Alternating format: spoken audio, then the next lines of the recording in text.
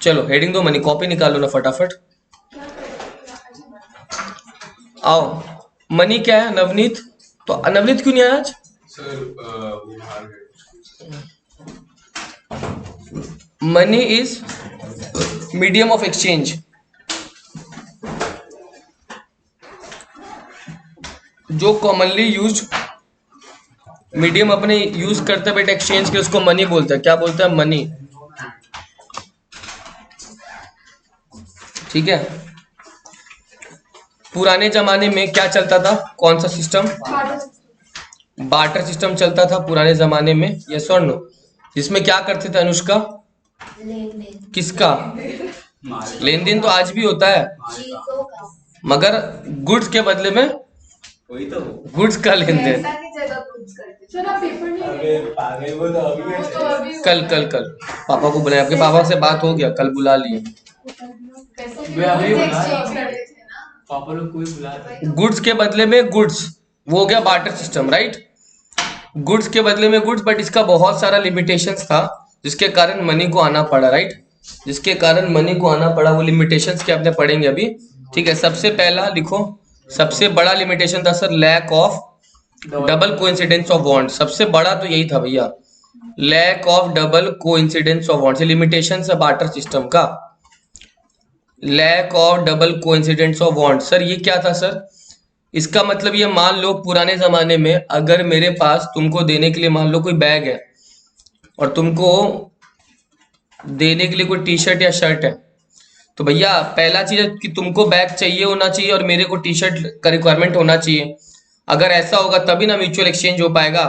अगर मान लो ठीक है मेरे को टी शर्ट चाहिए मगर तुमको बैग का रिक्वायरमेंट नहीं है, तो वो एक्सचेंज वर्थ नहीं होगा तब।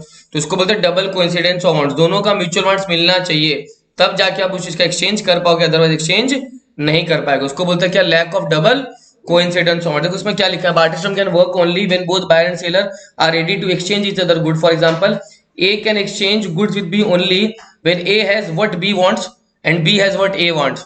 तो A को जो चाहिए वो B के पास होना चाहिए, और B को जो चाहिए वो किसके पास होना चाहिए? A के पास, राइट? तो however such double coincidence is very rare. इसका अब तो ड्रॉबैक खत्म हो गया। अगर तुमको ही बैग चाहिए तो मेरे को रुपया दो, अगर टी शर्ट किसी को चाहिए वो भी उसके बदले में क्या देगा? तो मनी आने से डबल कोइंसिडेंस का प्रॉब्लम क्या हो गया?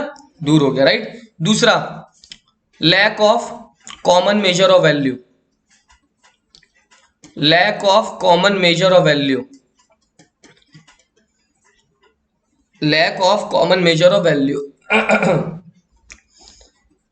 इसका मतलब क्या हो समझो, मान लो मनन को टी शर्ट देना है, और मान लो चलो दूसरा टी शर्ट ही लेना है, ठीक है?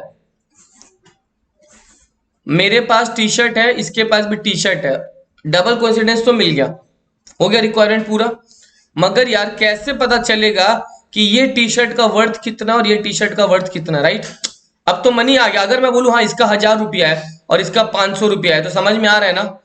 अगर मान लो अभी इसका वर्थ पता है, तो इसका मतलब कम से कम सामने वाले को 2 टी शर्ट 500 वाला देना पड़ेगा, तब जाके सामने वाले एक टी शर्ट कितना वाला देगा? 1000 का देगा। पहले कैसे संभव? पहले संभव ही नहीं था। पहले संभव नहीं था। तुमको पता कैसे चलेगा कॉमन वैल्यू कैसे निकलेगा? तो वैल्यू डिटर्मिनेशन पॉसिबल नहीं था।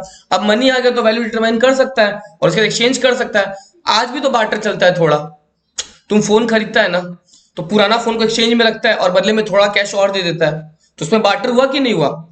कैसे? अगर मान लो मेरे पास कोई 15,000 का मेरे को फोन लेना है, तो सामने वाला बोला ठीक है आपका पुराना फोन के अगेंस्ट में 4,000 एडजस्ट कर देंगे और आप 11,000 का कैश दे दीजिए मेरे को अलग से। तो पुराना फोन का वैल्यू पता चल गया, तो कितना आज के दिन मेरा वैल्यू? 4,000। तो यहाँ भी तो बार्टर चल रहा है, मगर वैल्यू पता है तुमको क्योंकि मनी आ गया। पहले वैल्यू नहीं पता चल सकता था। Are you getting my point? तो इसको बोलते lack of common measure of value. Clear हो गया? मनन दोनों पॉइंट का नाम बताओ। Lack of coincidence of bond और lack of measure of common measure of value, ठीक है? Number third, very very important sir, storage problem, या फिर लिख लो lack of store of value. Lack of store of value, lack of store of value, lack of store of value.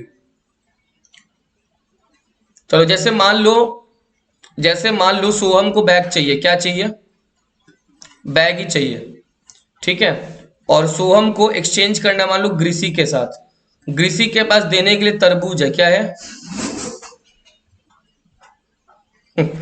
अब एक चीज बताओ, दोनों का वांट्स मिल रहा है, दोनों का वांट्स मिल रहा है, शुरू से ही मिल रहा है, मतलब मान लो इसको बैग देना, उसको वाटरमेलन, ठीक है। ठीक है सर, एक्सचेंज हो रहा है, एक्सचेंज हो रहा है, मगर एक चीज समझो, ग्रीसी वो बैग को आराम से 1 साल 2 साल स्टोर कर पाएगी, उससे ज्यादा भी कर पाए। सोहम, ये जो तरबूज जो मिला उसको ग्रीसी से, वो कितना दिन स्टोर कर पाएगा? हाँ, तरबूज पेरिशेबल है, तरबूज पेरिशेबल है। तो वो भी आज खा के देगी। 1 दिन, 2 दिन, 3 दिन, 4 दिन, 5 दिन, 7 दिन, इससे ज्यादा स्टोर कर पाएगा? तो मेरा बोलने का मतलब है सर, अगर पेरिशेबल गुड्स का एक्सचेंज हो रहा है, किसका हो रहा है सर?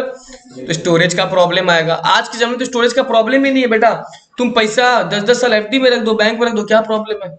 उल्टा वैल्यू बढ़ेगा, वैल्यू घटेगा नहीं। पेरिशेबल गुड्स का तो वैल्यू बेटा डिटोरेट हो जाएगा, कम भी हो जाएगा, राइट। तो अगर पेरिशेबल गुड्स है तो स्टोरेज का बड़ा प्रॉब्लम था, राइट। ड्यूरेबल है तो प्रॉब्लम नहीं था, मगर पेरिशेबल है तो there will be problem of storage. समझा तीनों पॉइंट? अनुष्का तीनों पॉइंट क्या हो बताओ मेरे को जल्दी से।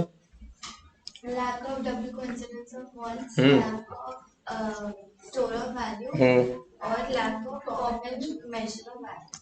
लास्ट, लैक ऑफ स्टैंडर्ड और deferred payment, lack of standard और deferred payment, lack of standard of deferred payment. Soham, standard deferred payment का मतलब पता है क्या होता है? वेरी गुड, पढ़ लिया चैप्टर। डेफर्ड लिखा है तो वही होगा।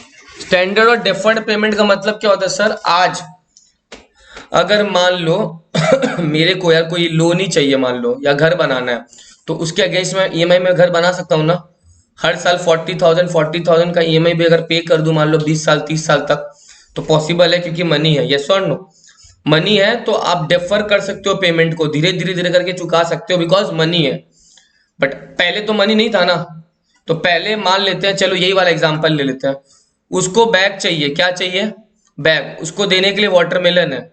अगर मान लो सर सोम बोलेगा ठीक है ग्रीसी हम तेरे को बैग दे देते हैं, तो ग्रीसी क्या बोलेगी? सुन ना, तो एक काम कर, तरबूज का 30% आज ले ले मेरे से, उसके उसका 30% बाकी 4 दिन में लेना, फिर उसका 20% फिर लेना, फिर 20% लेना। ऐसे थोड़े रोज तरबूज काट काट के देगा, ऐसा संभव ही नहीं है।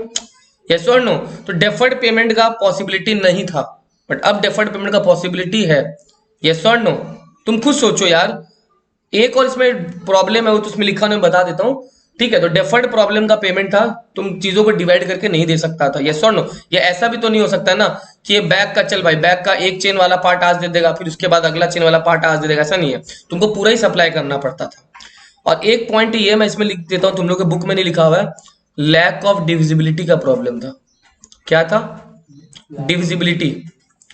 जैसे मान लो मेरे पास एक्सचेंज करना है, मेरे को मान लो मेरे को एक्सचेंज करना है, क्या एक्सचेंज करना है? मान लो चलो साड़ी एक्सचेंज करना है। क्या एक्सचेंज करना है? 10 तो साड़ी।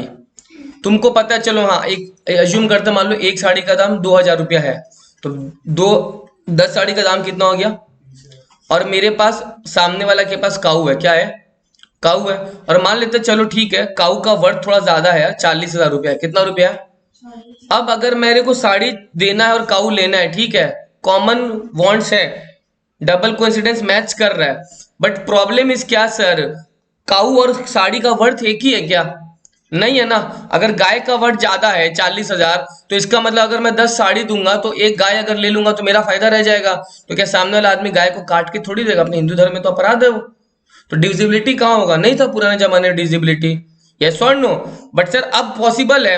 अब तुम साड़ी के बदले में कैश लो, गाय का अगर खरीद रहा है बेच रहा है तो उसके बदले में कैश दो।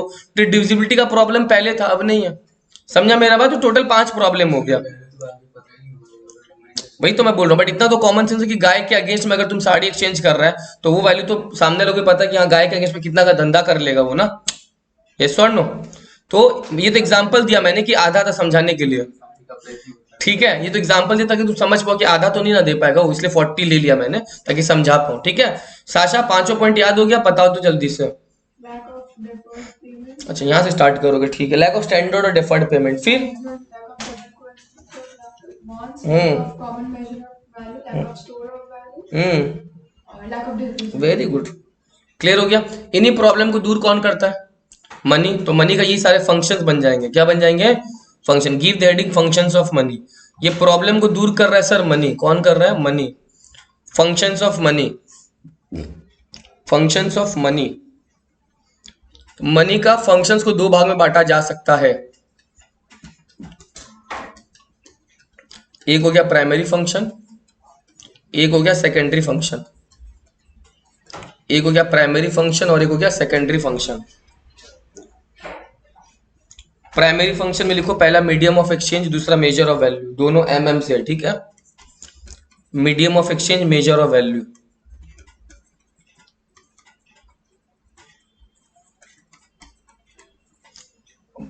थर्ड और फोर्थ इसमें चला जाएगा सेकेंडरी में। क्या था? Standard deferred payment, storage of value. तो दोनों एस वाला सेकेंडरी में चला जाएगा, याद रखना।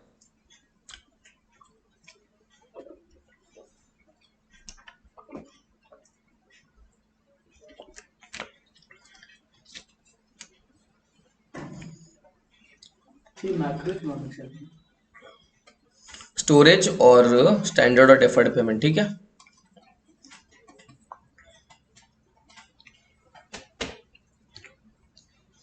एक बार मैं रीड कर दे रहा हूं, अगर कोई लाइन में डाउट हो तो बोलना। Money as a medium of exchange, पहली वाला कर रहा हूं, पहला वाला primary function. Money as a medium of exchange means that it can be used to make payment for all transactions of good and service. Money can be used to make payment for any kind of good and service. अच्छा, एक चीज इसमें बता देता हूं मैं, जब इसमें लिखा हुआ नहीं अभी आगे आ जाएगा तो अभी क्लियर हो जाएगा। हम लोग मनी को ना तीन चीज के लिए यूज करते हैं। कितना चीज के लिए? मीडियम ऑफ एक्सचेंज है तो तीन चीज के लिए यूज होता है। पहला है ट्रांजैक्शन पर्पस। क्या पर्पस है?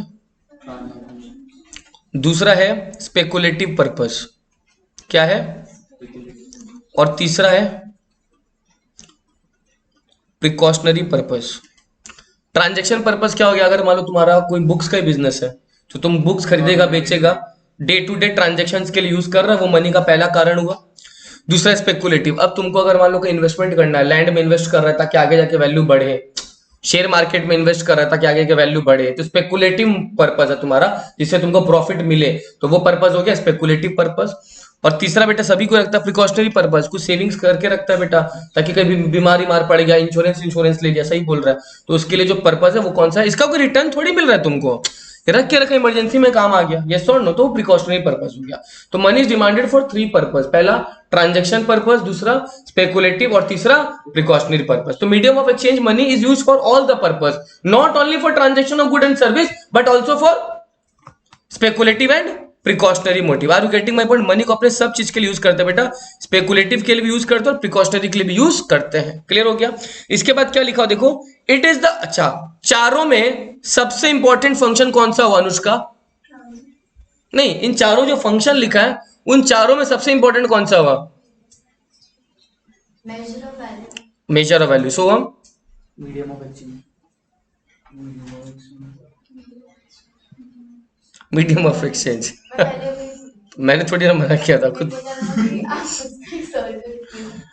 ठीक है, सर्कल पूरा हो नहीं पाया था, सभी में था। हाँ, पेन मंदन से बनाई नहीं कर रही।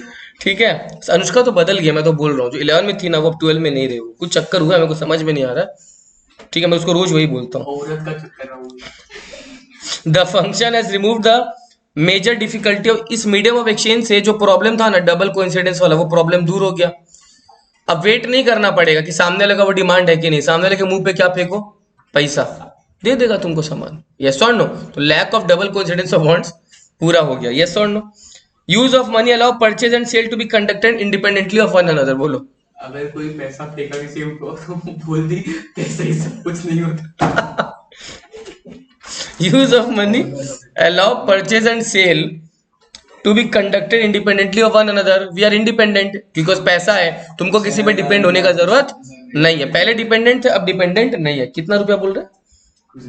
This function of money, record हो गया ना भैया, हाँ, इसकी मम्मी को दिखाना, वीडियो को ड्यूरेशन अपने देख लेते एक बार, 14 मिनट पे बोला, ठीक है, दिखाना है। वही वाला पार्ट कट करेंगे। This function of money facilitates trade and help in conducting transactions and in economy। तो with the help of money आप easily transactions कैरी कर सकते हो because money is the medium of exchange, जो कि सबसे important function यही है। दूसरा क्या लिखा हुआ sir? Major of value, yes और नो। अब मनी आ गया तो तुम यार हर एक यूनिट का दाम डिसाइड कर सकता है, right? You are able to calculate price per unit कितना होगा। मनी आ गया, पहले ये पॉसिबल ही नहीं था बिकॉज पहले कौन सा सिस्टम चलता था सर? बार्टर सिस्टम, जिसमें स्टोरेज का प्रॉब्लम, मेजरमेंट ऑफ वैल्यू था नहीं। सेकंड लिमिटेशन क्या था? लिमिटेशन सेकंड वाले, देखो मेजरमेंट ऑफ वैल्यू, वो प्रॉब्लम था किसमें? Barter system. बट अब मनी आ गया तो अब इजीली बेटा पर यूनिट का दाम पता कर सकते हो, राइट? क्या लिखा हो देखो, by money as a measure of value means that money works as a common denomination, right, in which values of all good and service can be determined. अब गुड एंड सर्विस का value आसानी से क्या कर सकते हो, determine कर सकते हो by reducing the value of all good and service to single unit. अरे भाई मैंने 10 पेन खरीदा 680 रुपया में, तो एक पेन का दाम पता चल गया ना, एक यूनिट का दाम आ गया, कितना आ गया 68 आ गया. तो यार इजीली तुम एक यूनिट का दाम निकाल सकते हो बिकॉज मनी आ गया, राइट. तो मनी से संभव है एक यूनिट का दाम निकालना पॉसिबल है. पहले जमाने में बहुत प्रॉब्लम था, कितना टी शर्ट दूं, किसके बदले में कितना बैग मिलना चाहिए, 3 टी शर्ट के बदले में 2 बैग, 6 टी शर्ट के बदले में 4 बैग, बहुत प्रॉब्लम था.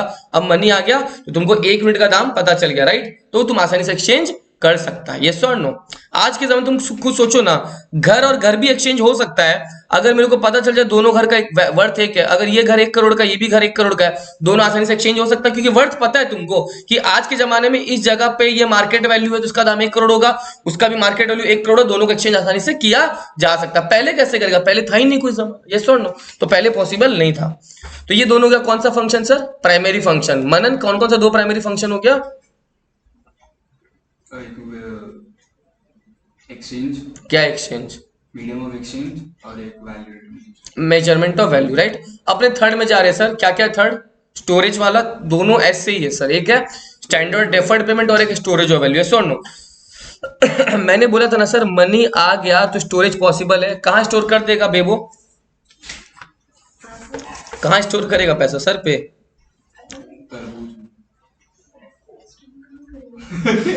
रिकॉर्ड कर लो देगा, सब होगा. इसका 16 मिनट में कुछ आ गया होगा, देखो 16 मिनट 43 सेकंड, ठीक है, इसका अलग से वीडियो बनाएंगे हम लोग. ठीक है. इसको यहाँ से तुमको भेजूंगा, तुम कट कर देगा पार्ट, ठीक है. Money as a store of value means that money can be use to transfer purchasing power from present to future. अरे भाई तुम पैसे से एक घर खरीदा, क्या खरीदा, घर. अब यार ये जो तेरा वैल्यू है, ये तो वैल्यू तो घर ही हुआ ना तेरा, इसको तुम 15 साल तक स्टोर कर, 20 साल तक स्टोर कर, आराम से पॉसिबल है. तो मनी तो छोड़ो, मनी तो ऐसे भी स्टोरेज है, मनी से तो तुम घर खरीद रहा है वो भी स्टोरेज पॉसिबल है. तो यार मनी में वैल्यू तो ट्रांसफर हो रहा है, साथ साथ money provides a possibility to store the things, right. तो स्टोरेज ऑफ वैल्यू पॉसिबल है, पहले ये सब कुछ पॉसिबल ये तो. और जैसे कि सोम बोला लास्ट स्टैंडर्ड और डेफर्ड पेमेंट अब पॉसिबल है. मनी आने से ईएमआई का संभावना है कि नहीं है, पहले तो नहीं था. तो money also provides a secondary function in the form of standard of deferred payment. Deferred मतलब सर क्रेडिटर्स और डेटर का कंसेप्ट यहीं से तो आया. मनी अगर नहीं होता क्रेडिटर डेटर भी कहीं से आता, कहीं से नहीं आता, क्योंकि तुम सामान को तुरंत खरीदता तुरंत बेचता. अब हम लोग जो बैलेंस शीट में पढ़ते हैं क्रेडिटर और डेटर हमेशा रहता ही है ना. 60,000 का क्रेडिटर है, 40,000 चुका दिया, फिर भी बैलेंस शीट में रहेगा तो कितना रहेगा 20,000. फिर और खरीद लिया 80,000 तो 1 लाख और बढ़ गया, फिर कुछ चुका दिए तो और कम हो गया. तो क्रेडिटर और डेटर का कंसेप्ट आया कहां से है, मनी से. कोई क्रेडिटर डेटर नहीं होता अगर हम लोग आज भी मनी में डील नहीं करते. तो समझा मेरा, ये 4 फंक्शंस हो गया, किसका हो गया सर, मनी का, ठीक है.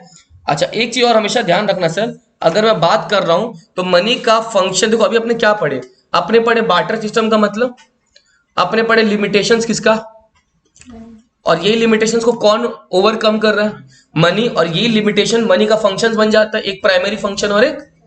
अब अपने को पढ़ना है सर टाइप्स ऑफ मनी. क्या पढ़ना है, एग्जाम में देखो टाइप्स ऑफ मनी कभी बड़ा क्वेश्चन में नहीं आएगा, पहला चीज ध्यान रखना कि explain the different types of money, कभी नहीं आता है.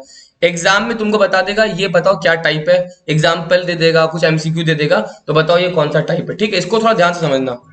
ये रहा, ठीक है. आ जाओ, सबसे पहले आ जाओ सर लीगल टेंडर मनी, लिख लो इसको, legal tender money, currency note, legal tender money sir, legal tender money. Types of money. हाँ मनी का बहुत सारा टाइप्स है. एकदम लेटेस्ट बुक है क्या, हाँ इसमें और भी होना चाहिए था, दिख नहीं रहा मेरे को, खाली 2 ही दिख रहा है यार. हाँ इसमें बहुत सारा रहता है, deposit money, Fiat money, Sandeep Garg, ठीक है. इसमें खाली 2 ही दिख रहा है मेरे को. हाँ डिपॉजिट बैंक मनी हो गया, बट होना तो चाहिए ना इस बुक में.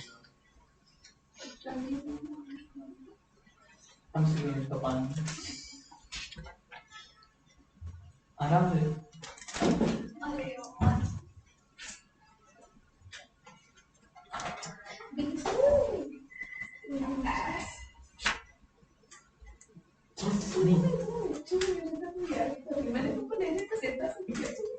चलो कोई नहीं, मैं बता देता हूँ, छोड़ो, इसमें तो दिख नहीं रहा है।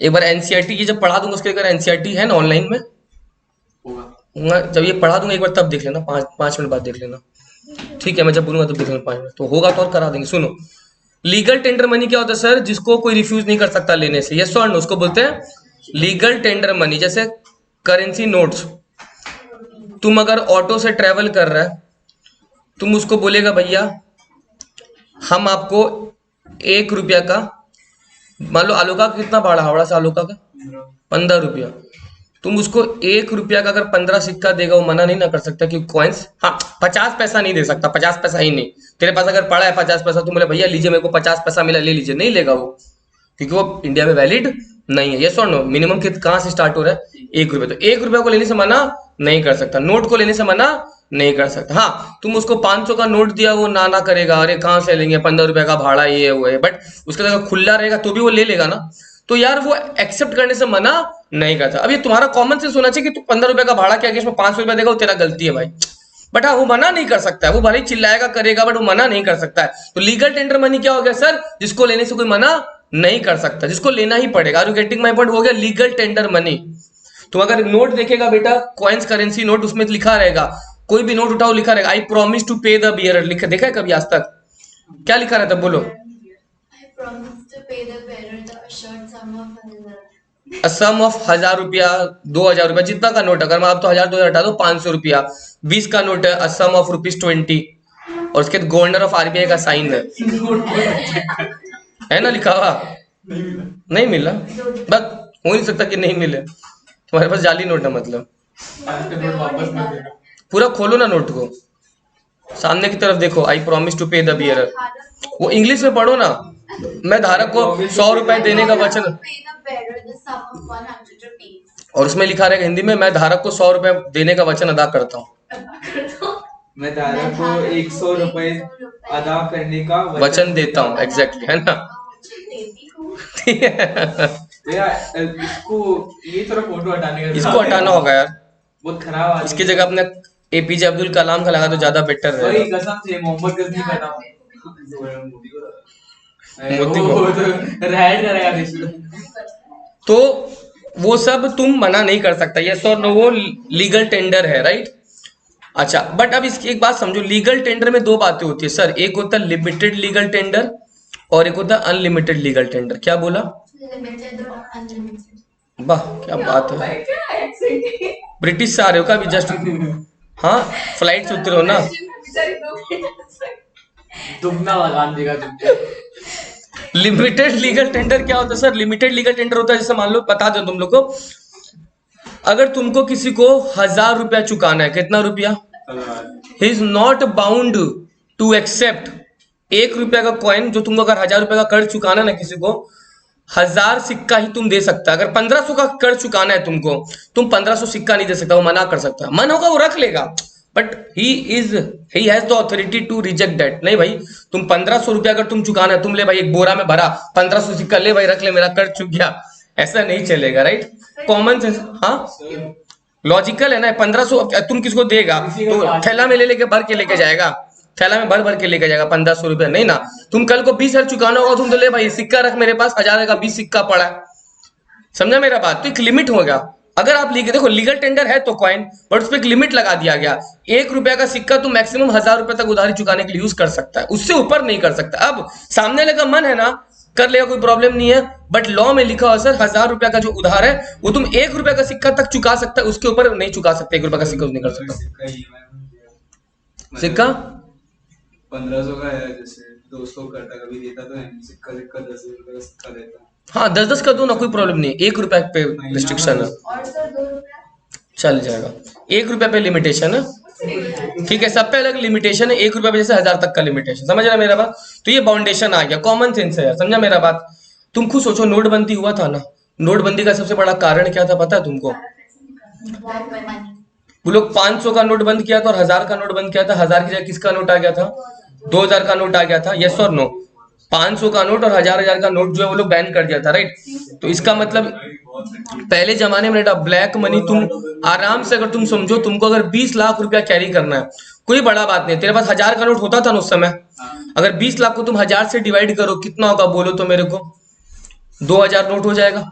2000 नोट और एक गड्डी में मतलब 100 आता है तो ऐसा कितना गड्डी लगेगा तेरे को? केवल 20। तो सोचो 20 गड्डी अगर तेरे पास 2000 को आराम से 20 लाख रुपया हो गया। इतना इजीली तुम 20 लाख रुपया एक बैग में भी आराम से लेके जा सकता है, राइट? तो इसका मतलब सर इन्होंने क्या किया, इनको बंद कर दिया पहला बात। और बंद करके काफी समय तक इन्होंने बोला नहीं भाई नहीं चलेगा, जब नया नोट इशू होगा उसके अगेंस्ट में नया नोट इशू किया ना इन्होंने। तो पहले ब्लैक मनी आसानी से करोड़ों करोड़ रुपए ट्रांसफर होता था। ब्लैक मनी है क्या? ब्लैक मनी है जिस पे आप टैक्स नहीं दे रहे हो।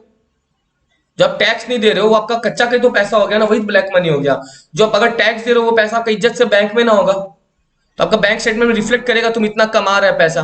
बट तुम जो कैश रखा है तभी तो रेड पड़ता है तो दीवार से सब तोड़ देता है वो लोग। यस और नो? किसका टूटा था? कब पड़ा था भाई रेड? हाँ। तो अब ये लोग क्या किया पता, फिर गवर्नमेंट बोला भाई बंद करो बंद करो बंद करो, ब्लैक मनी बहुत ज्यादा हो जा रहा है। तुम खुद सोचो अगर आदमी ब्लैक मनी 100 का नोट में लेके जाएगा, 50 का नोट में लेके जाएगा बेटा, 2 करोड़ 20 करोड़ के लोग को ट्रक भर के ले जाना पड़ेगा तब तो। यस और नो? तो ये सब कारण से बेटा डिमोनेटाइजेशन आया, समझा? तो अगर छोटा छोटा नोट में तुम 2-2 करोड़ लेके जाएगा तो पूरा ट्रक भर के जाएगा। तो सबसे बड़ा कारण था डिमोनेटाइजेशन का कि भैया ब्लैक मनी बहुत ज्यादा होगा, उसको कर्व किया, कर्व करके सीधा किसका नोट इशू कर दिए लोग? 2000 का। फिर अब तो धीरे धीरे 2000 में आउटडेटेड हो गया काफी समय से। अब खाली मैक्सिमम कितना अपने पास 500 का। तो ब्लैक अब 500 का 2000 से तो बेटर है ना, तुमको 4 गुना ज्यादा बंडल रखना पड़ेगा। तो सबसे बड़ा कारण ही यही हुआ। अब अगर मैं बात करूं सर कॉइन का, तो कॉइन का maximum settlement, back to the topic, coin का मैक्सिमम सेटलमेंट कितना कर सकता है तुम? 1 रुपया से 1000। Are you getting my point? ऐसे अलग अलग है, 2 का 5 का उतना जानने का जरूरत नहीं है तुम लोग को, बट लिमिटेड समझ गया? कॉइन अलाउड तो है मगर एक लिमिट तक। क्लियर हो गया? और अनलिमिटेड क्या हो गया? अगर मेरे को 1000 रुपया चुकाना है किसी को, मान लो सोहम को या शाशा को चुकाना है, मैं अगर इनको 10-10 का नोट दे दूं 100 लेगा कि नहीं लेगा? नहीं मना कर सकता। नोट पे तो बेटा कोई लीगल बाउंडेशन ही नहीं। नोट तो कुछ इतना देना था, 10 का नोट से चुकाना 10 का नोट से चुका, 10,000 रुपया भी चुकाना चुका दे 10 का नोट से, कोई प्रॉब्लम नहीं। लिमिटेशन किसमें है? कॉइन्स पे, समझा? तो लिमिटेड जिस पे आप लिमिटेड है लीगल टेंडर मगर लिमिटेशन आ गया, और अनलिमिटेड टेंडर जितना चुकाना है चुकाओ। तो इसका मतलब सर लीगल टेंडर का 2 टाइप हुआ। लीगल टेंडर का 2 टाइप हुआ, एक लिमिट लगा दिया गया और एक जितना यूज करना है करो, कोई प्रॉब्लम नहीं है कर चुकाने में, समझो? उसको क्या बोलते हैं? अनलिमिटेड। ये हो गया लीगल टेंडर। मगर एक और है सर जो लीगल टेंडर नहीं है सर, उसको बदले में बोल देंगे सर नॉन लीगल टेंडर। क्या बोला? अब ये क्या होता है समझो? नहीं, अब तुम बोलेगा सर ये क्या लिख दिया आप? मैंने क्या लिखा सर? चेक तो हम लोग यूज करते ही है, चेक तो लीगल टेंडर होता ही है, यूज होता है तो चेक तो लीगल टेंडर तो है चेक। पर सर इसको नॉन लीगल टेंडर क्यों बोल दिया गया? मेरा बात समझो सर। नहीं वो बात नहीं बता रहा हूं। लीगल टेंडर मतलब क्या? क्या हुआ? लीगल टेंडर क्या हो गया सर? जो एक्सेप्ट करना ही पड़ेगा। नॉन लीगल टेंडर क्या होता है सुनो, विच इज एक्सेप्टेबल। पहला बात क्या बोला? विच इज, बट इसके बाद में प्लस लगा रहा हूं, plus other party is not bound to accept, is bound to accept. इसका मतलब क्या हुआ सर? एक्सेप्टेबल, चेक एक्सेप्टेबल है कि नहीं है, बट मेरे मन पे डिपेंड करता है मैं चेक लूं कि नहीं। मेरा अगर कोई बैंक अकाउंट नहीं है, मेरा अगर कोई बैंक अकाउंट नहीं है, वो बोले कि सर आपको पेमेंट कर दे रहे गूगल पे से, अरे भाई मेरा कोई बैंक अकाउंट है ही नहीं, हम क्यों ले? I am not bound to accept. समझा मेरा बात? तो लीगल टेंडर क्या हो गया? एक्सेप्टेबल तो है बट सामने वाला एक्सेप्ट करे ना करे उस पर डिपेंड करता है। तुम खुद सोचो, तुम ही बोलो ऑटो का कितना रुपया भाड़ा है? 15 रुपया भाड़ा है हावड़ा से आलोका का। भैया अगर ये 15 रुपया का चेक काट के देगा ऑटो वाले को, 15 रुपया का चेक काट के देगा, एक्सेप्टेबल तो होता है चेक। ऑटो वाले बाउंड है क्या लेने के लिए? नहीं है सर। भैया लीजिए 15 रुपया का चेक लीजिए, उसको इनकैश करा लीजिएगा। अब अपना ऑटो का काम छोड़ के जाएगा पहले बैंक, उसका 15 रुपया को इनकैश कराएगा वो समझा मेरा बात? तो चेक लीगल टेंडर नहीं है, नॉन लीगल टेंडर है। एक्सेप्टेबल है मगर सामने वाला बाउंड करे, इस बाउंड टू एक्सेप्ट वो जरूरी नहीं है। समझा मेरा? उसको बोलते हैं नॉन लीगल टेंडर। क्या बोलते हैं? 15 रुपया दो ना, कैश दो, कोई मना ही नहीं है, वो बाउंड टू एक्सेप्ट है, बट चेक बेटा नॉन लीगल टेंडर है। यस और नो? समझा पूरा चीज? लीगल टेंडर जो एक्सेप्ट होगा उसमें एक लिमिट आ गया और एक नॉन अनलिमिटेड आ गया, और नॉन लीगल टेंडर एक्सेप्टेबल तो है मगर सामने वाला is not bound to accept it. उसको क्या बोलते हैं sir? Bill of exchange. Legal या नॉन लीगल टेंडर? बिल पढ़ा है ना तुम लोग? नॉन लीगल टेंडर मनी है, सामने वाला not bound to accept bill, हम बिल एक्सेप्ट नहीं करेंगे, अलग बात। तुमको पता हो जब बिल ऑफ एक्सचेंज चैप्टर पढ़ा था तुम लोग, राम अगर श्याम पे ड्रॉ करेगा ना, पहले उसका एक्सेप्टेंस होगा, उसके बाद एक्सेप्टेंस होगी, उस पर बेटा स्टैंप लगेगा, कोर्ट में जाएगा, तब जाके वैलिड इंस्ट्रूमेंट बनेगा। हाँ था यार तुम लोग का भी, सीबीएसई में नहीं था, सही बोला, सीबीएसई लोग नहीं पढ़े थे। हाँ तो तुम लोग का आइडिया पढ़ा था, पढ़ लिया था तुम लोग, ठीक है। हम तो नहीं पढ़ा था, मैं ज्यादा नहीं पढ़ा था, जितना जरूरत हो तो उतना पढ़ा देते हैं। क्या नुस्खा? अच्छा अरे तुम लोग का तो अभी नहीं निकला, कल ही का है, परसों आया था। हम लोग का 5:30 बजे क्लास था, ऊपर जा रहे वहाँ पे ऐसे ऐसे हम लोग तो लिफ्ट से, सर थे बाहर थे, अंकल बाहर थे। भाई सोया हम लोग सारे तो नशे में क्यों हो रहे? अरे हम परसों अंकल बाहर थे। सर हम लोग का 3 नाइट स्टे किया, वो अलग किया, हम लोग अलग किए। कहाँ किया? हम लोग दिशा के घर किए, वो पता तुम नहीं कहाँ कैसे किया? किए। तो टर्च या तुल में लगा गया था। तो ऐसे बोलो ना, अलग अलग स्टे की। सर हाँ क्या टाइम हो गया दिख रहा? 11 बजे।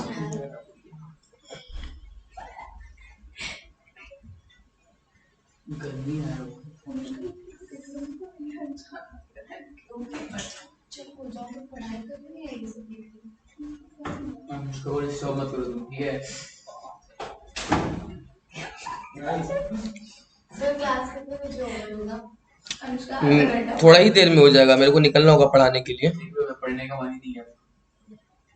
आजकल अनुष्का से यही पूछती है, सर क्लास कितने बजे खत्म होगा? वो लाइव से क्यों ऑफ कर चुकी है? उसका बदल चुकी है, बोला तो मैंने। तुम्हारा हाथ सुना सुना क्यों है अनुष्का? क्या? तुम्हारा हाथ सुना सुना क्यों है?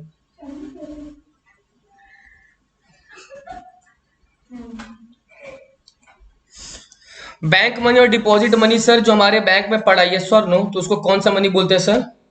Bank money. और तो लीगल हुआ, नॉन लीगल टेंडर हुआ, अभी तो बताया था। चेक, तो चेक इज बैंक ना, नॉन लीगल टेंडर मनी हो गया, ये सर नो इसको। अच्छा एक चीज और, नॉन लीगल टेंडर मनी को ना बेटा ऑप्शनल मनी भी बोलते हैं। क्या बोलते हैं? ठीक है, लीगल टेंडर ऑप्शनल नहीं हो तो लेना ही पड़ेगा, नॉन लीगल टेंडर मनी बेटा ऑप्शनल है, ठीक है, याद रखना, क्लियर, ऑप्शनल है, राइट।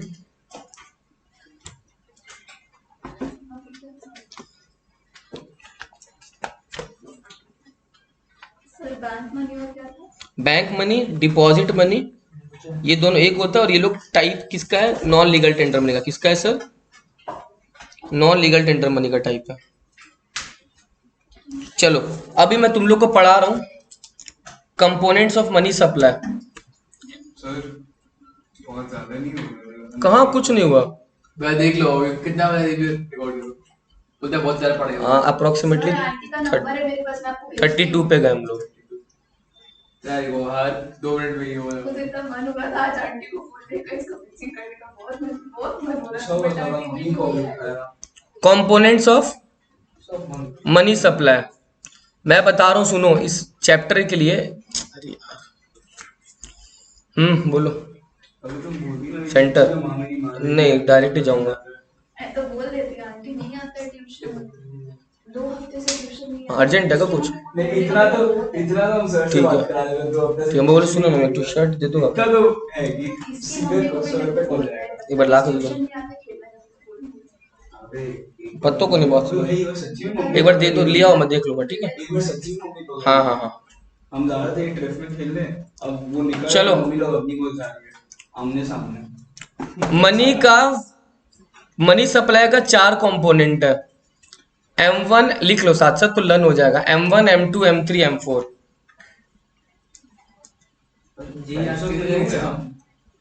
ये एग्जाम में कैसे है? ये तो तुमको अगर लिखे एक्सप्लेन तो बनाना ही पड़ेगा, ध्यान रखना, ठीक है। तो वहीं से समझा दे रहा हूँ। सबसे पहले एक चीज समझो, क्या है सर, ये बहुत ज्यादा लिक्विड है। लिक्विड मतलब पता है क्या होता है? जो या तो ऑलरेडी कैश है या कैश में कन्वर्ट हो जाएगा। कैश, बैंक, स्टॉक, डेट, सब लिक्विड एसेट्स होता है ना मेरे, तो ऑलरेडी बहुत लिक्विड है जो इजीली कैश में कन्वर्ट हो सकता है या ऑलरेडी कैश है। बट अगर मैं M1 से धीरे धीरे M2 में जाऊंगा, M3 में जाऊंगा या M4 में जाऊंगा, मेरा लिक्विडिटी धीरे धीरे क्या हो जाएगा? कम हो जाएगा। अब कैसे कम होगा समझो सर, M1 में अगर ऑलरेडी लिक्विड है तो कॉइन्स एंड करेंसी नोट तो ऑलरेडी लिक्विड ही है, क्योंकि वो तुम्हारा कैश ही पड़ा है तुम्हारे पॉकेट में। तो इसमें सबसे पहले लिख लो कॉइन्स एंड करेंसी नोट्स आता है, नंबर ए।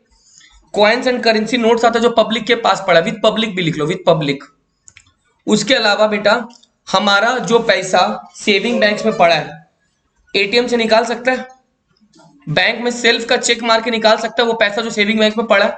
तो सेविंग बैंक का पैसा को बोलते हैं बेटा डिमांड डिपॉजिट्स। क्या बोलते हैं? वो भी लिक्विड है। सर इसमें कितना पॉइंट है? 3 पॉइंट है। Demand deposit of commercial bank, वो पैसा जो हमारा किसके पास पड़ा है? कमर्शियल बैंक के पास पड़ा। पहला कॉइन्स और करेंसी नोट्स, दूसरा demand deposits of commercial bank. इसके अलावा थर्ड वेरी वेरी इंपॉर्टेंट सुनो, कुछ पैसा तुम लोग को कमर्शियल बैंक और आरबीआई पता है ना, आरबीआई कमर्शियल बैंक को कंट्रोल करता है, कमर्शियल बैंक हाँ पापा होता है। पापा होता है, एग्जैक्ट वो बच्चा होता है। तो कमर्शियल बैंक को अपना कुछ पैसा हमेशा आरबीआई के पास स्टोर करना पड़ता है, जरूरत पड़े वो पैसा वापस ले सकता है, बहुत लिक्विड है। जब चाहे, अरे भाई बाप भी तो बेटा का तो हेल्प कर देगा। तो third other deposits with RBI, ये भी बहुत लिक्विड है बेटा, जब चाहे तब मिल सकता है ये पैसा। तो इसमें ये 3 चीज आ गया M1 में, तीनों बहुत लिक्विड है। कॉइन्स करेंसी तो ऑलरेडी है ही है, डिमांड डिपॉजिट जो हमारा कमर्शियल बैंक के पास पड़ा है वो भी निकल सकता है, और third point other deposits with RBI. ये डिपॉजिट्स किसका है? आरबीआई के पास, कमर्शियल। हम लोग आरबीआई में थोड़ी डिपॉजिट कराते हैं पैसा, कौन डिपॉजिट कराएगा? हम लोगों को अकाउंट अगर खुलाना पड़ता है तो हम लोग कौन से बैंक के पास जाते हैं? Commercial bank, state bank of India, HDFC, axis, ये सब कमर्शियल बैंक है। और कमर्शियल बैंक अपना पैसा किसके पास रखता है? आरबीआई के पास, जो बहुत लिक्विड है, जल्दी मिल सकता है। तो M1 में आ गया coins and currency notes, demand deposits of public with commercial bank है, विद इंटरेस्ट जब तुमको दे रहा है ना वो तो कम दे रहा है, और जो लोन ले रहा है उस पर इंटरेस्ट ज्यादा ले रहा है, उसके तुम्हारा बैंक रेगुलेट कर रहा है, बट प्रॉफिट तो कमर्शियल बैंक का ही।